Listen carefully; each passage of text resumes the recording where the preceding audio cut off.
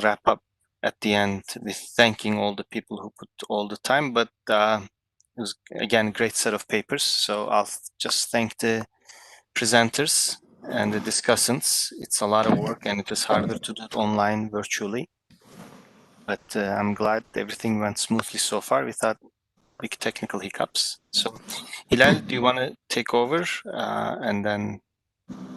No, I wouldn't say anything smarter than what you just said. So just we have Marcel and Frédéric. So I think we can give them the floor to speak about the next steps for the conference, the prospects for the publication outlay for this one, and the organization for the next conference. Okay, Marcel, you want to? Okay, yeah. Yes, Hilal and I have agreed that we would, that EDCC would publish a special issue on this migration conference, the 2020 version of it. The submission process will be the same as submitting to EDCC normally. So in other words, it will go through review as we've done with other special issues. There will be a guest editor, and when the special issue is put together, Hilal and Inshallah will write a short, 3-page like introduction so that the reader who reads the special issue knows about the conference and knows why the papers are together and so on. It's probably a good idea so that we don't misallocate your paper. That when you submit a paper, you mention in the subject also, pretty prominently at the beginning that this is related to the migration conference, so that it get assigned to the correct guest editor. Okay. It doesn't go through the regular review process. The only thing I would say about special issues, I mean, I've done special issues before. It's usually the slowest paper that delays a special issue. I just wanted to remind you of that. So once you embark into a special issue project like that, we want to. The main benefit is to publish the papers together, and so some authors are faster than others in responding to referees and addressing the shortcomings of the paper. So I just wanted to mention that. I thought I was going to say a couple of words about the EDCC. I took over in late 2013, early 2014 from John Strauss. We have a group about half a dozen associate editors. EDCC, when I took over, was roughly around 350 to 400 submissions. We're probably going to be quite a bit above 500 this year. We've gone from roughly 24 papers, so 4 issues with 6 papers, to 4 issues with 10, 11 papers a year. So we've increased the number of papers we take. We publish a lot of papers by non-top university authors. We don't just reject papers because they're not from Harvard or something like that. I'm pretty proud of that. Of course, it also means a lot more work.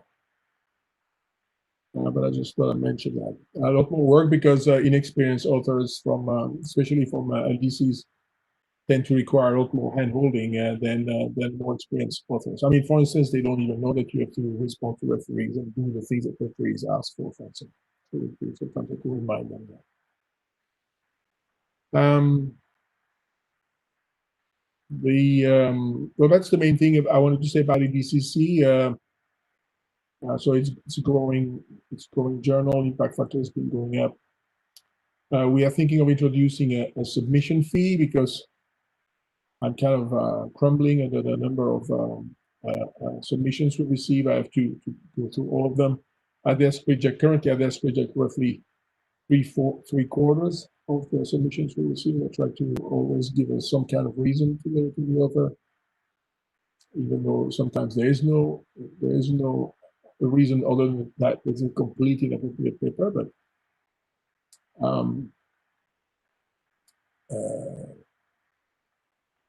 So I don't want to impose so I haven't worked out yet how I'm gonna tell the journal, the press, basically how we're gonna handle submission fees for this for migration conference submission, but you may want to submit not to delay too late because it hasn't been introduced yet. So if you submit now, there will be no submission fee. Just thought I'd mention that. I think I probably would introduce it by January 1st or something like that. Otherwise, I'm really looking forward to the papers. I think it's been a very exciting conference. Something quite extraordinary that Hillel and Chala managed to repeat year after year. I mean, it's quite a feat. It's really a service to the profession and to all of us. So I'm looking forward to the special issue, and good luck to all of you, and thanks for involving us.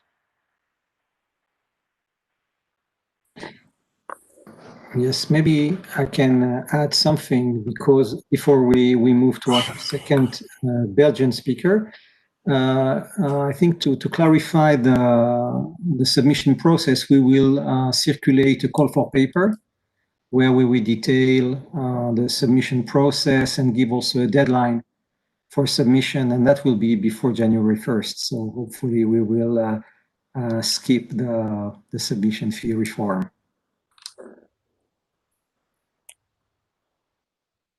Okay. Next is Frederic. We were negotiating with Frederic that he would actually play his guitar as a closing act, but I don't know if it's going to happen or not. Forget about it, yeah. But the floor is yours. I'll do it in Luxembourg if you come to Luxembourg. Now, okay, as reminded by Hillel and Chala during this opening session, you know that the 13th edition of the Migration and Development Conference should have taken place in Luxembourg, should have been locally co-organized by the University of Luxembourg, by Michel Ben's team, and by Lizer, my new employer. And you know that the COVID crisis has made it impossible. And I want to say two things related to that. The first one is I really want to say a big thanks to the World Bank team in general, to Anna, to Mike, to E, and to Chala, of course, in particular, for coordinating the team, finding this alternative online solution. So you guys, you did a great job to keep this edition alive, and thank you very much and congratulations. But the second thing is that I'm also delighted to confirm that the next edition, the 14th one already, will be, maybe I should say should be, held in Luxembourg somewhere in the middle of June 2021. It's something I have to discuss with Chala and Hillel, at least if the COVID situation allows for it. And I really hope that it will be the case, that we will have a vaccine or a medication by then. You realize that there are much more interactions when we are all physically together. So Michel, Ben, and myself, we are obviously very happy to organize this big event. And again, we wish to thank the partners, so the World Bank, Chala and his team, the Agence Française de Développement with Anda and Thomas, and Hillel, our great chairman for life, but I don't see any reason to change such a successful team with a great leadership. So thank you all for renewing your trust in our Luxembourgish consortium for next year. In fact, I think that holding the conference in Luxembourg makes sense for different reasons. Of course, we are not a developing country, but migration is a key topic in Luxembourg. You probably know that Luxembourg is a very small country with 600,000 inhabitants, but we have 50%, almost 50% of immigrants. Many Europeans like me now, I'm an immigrant in Luxembourg, but also many migrants from Africa, from the Middle East. And in addition to that, each day, the size of the workforce is multiplied by 2 due to the flow of cross-border commuters from Belgium, France, and Germany. So it's one of the few countries I know in the world in which the natives are forming a minority of the labor force and one of the most cosmopolitan areas that I have ever seen in my life. So clearly organizing an event of migration and informing decision makers about all sorts of implications related to labor mobility is crucial. The second reason is that it's a country where the Ministry of Cooperation and Humanitarian Affairs spends, in relative terms, a lot of money to help developing countries in general, and to help 7 major partners in particular, Burkina Faso, Cape Verde, Laos, Mali, Nicaragua, Niger, and Senegal. So the ministry is financing large-scale projects targeting a better access to basic infrastructure, educations, health, microfinance. So we really hope to have the ministry on board as a co-organizer or as a sponsor, and we hope to contribute to reinforcing the culture of evidence-based policy in the country, especially on migration and development issue. It's a culture that we really try to build brick by brick and day after day in Luxembourg, at least at LISER. And last but not least, organizing the conference in Luxembourg is also a great opportunity for us to make you discover a nice country with very interesting places to visit, interesting for touristic reasons and for historical reasons. So it's very likely that the conference will be held on the Belleval campus, which is in the south of Luxembourg, close to Esch and close to the border with France. And Belleval is a former steel plant site, which has been totally reinvented, retransformed, rebuilt, and it has become the knowledge pole of the country, the scientific and high-tech center of the country. So it's a fantastic example of successful conversion. But we are also considering with Michel to bring you to Schengen.